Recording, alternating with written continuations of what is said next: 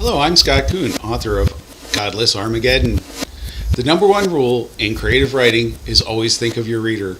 Surprises belong in the plot, not in the grammar. To that end, let me share some creative writing grammar rules for punctuation, both weird and common. The comma is the most misused punctuation I see in the works I edit. And I'm not talking about the Oxford comma, which is the extra comma before the final item in a list of things in a series. So that's the comma that would come before the and or the but. But it's not a hard rule. That's why I let it slide when I'm editing the works of other writers.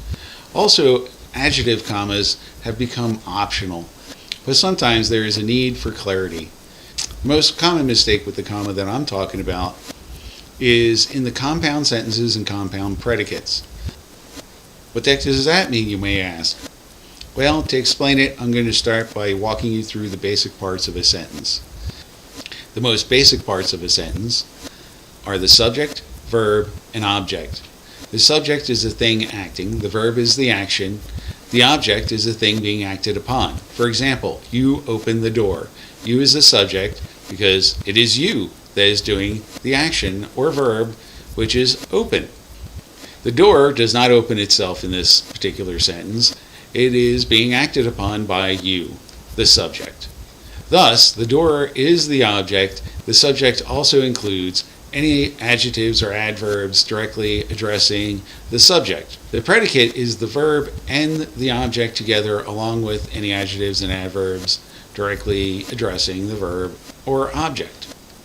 To explain why this is important to the proper use of the comma, let's look at the first paragraph from my novel Godless Armageddon. This is not a Bible. If someone presents this book to you as a religious text, they are feeding you a line. I'm dead, and I'm writing this through a living surrogate, but I am not a god, nor is anyone else in the afterlife.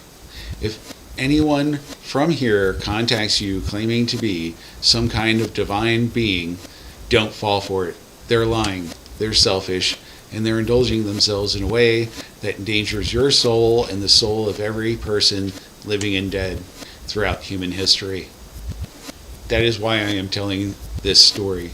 That is why I am putting this poor guy through the trauma of hearing my disembodied voice in his head.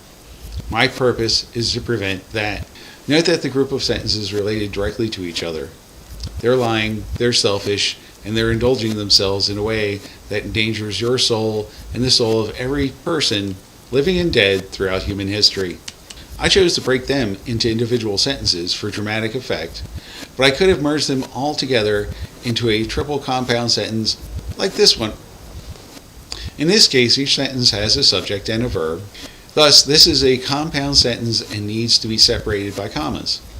To better explain, let's look at a simpler example. He ran and he jumped. In this example, the subject is he, and the verbs are ran and jumped. There is no object, because there's a subject and a verb in each part. This is a compound sentence. If we eliminate one of the subjects, it becomes a compound predicate, and the comma is no longer needed. Like this. He ran and he jumped. Even if we add objects to the predicate, it still does not need a comma.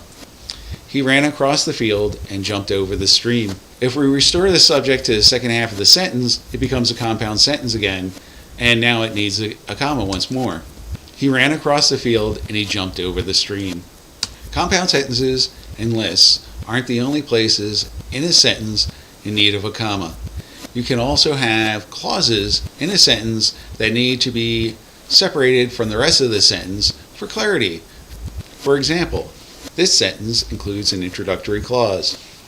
If someone presents this book to you as a religious text, they are feeding you a line. A clause is a sentence or a sentence fragment within another sentence. The sentence above, they, is the subject, are feeding is the verb, and you align is the object.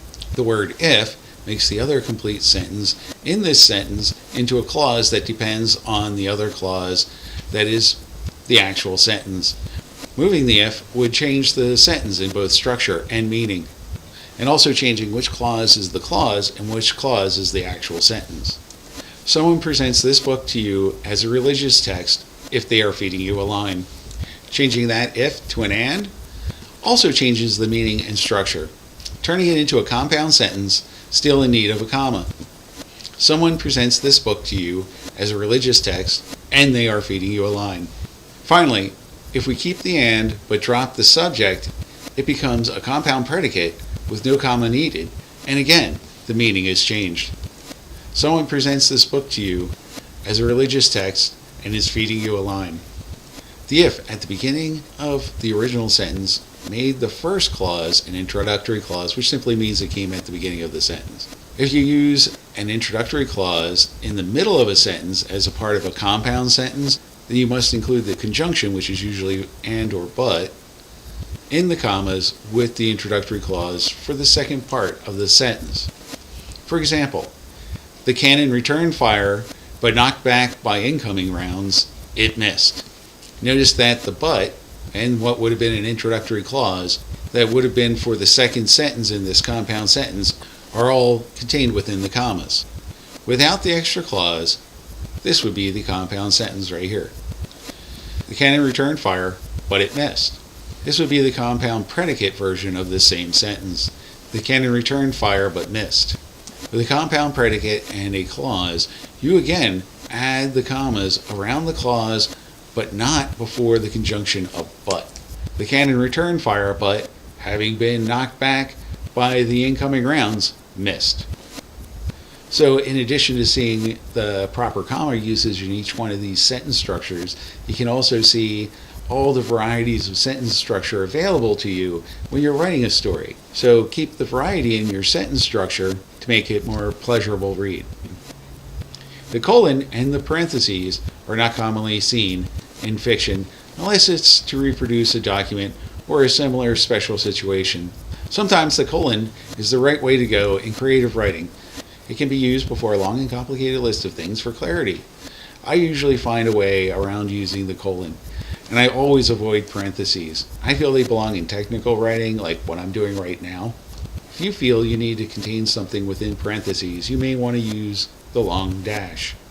In creative writing, when I don't feel like commas are enough to contain a long clause, or I need that clause to stand out for some reason, especially for emphasis, that's when I use the long dash. The semicolon is often misused as well. The semicolon is often misused as a comma, overused or not used at all. Semicolon, put simply, replaces a period, instantly turning multiple sentences into one sentence. The problem is people fail to understand its purpose, which is to add clarity and emphasis. A semicolon indicates that the sentences joined by it are dependent upon each other for meaning more so than they are dependent upon other sentences in the same paragraph.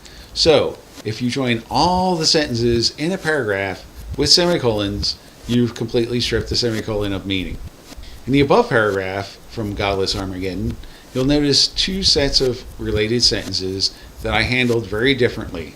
In one case, I broke up a compound sentence to add emphasis.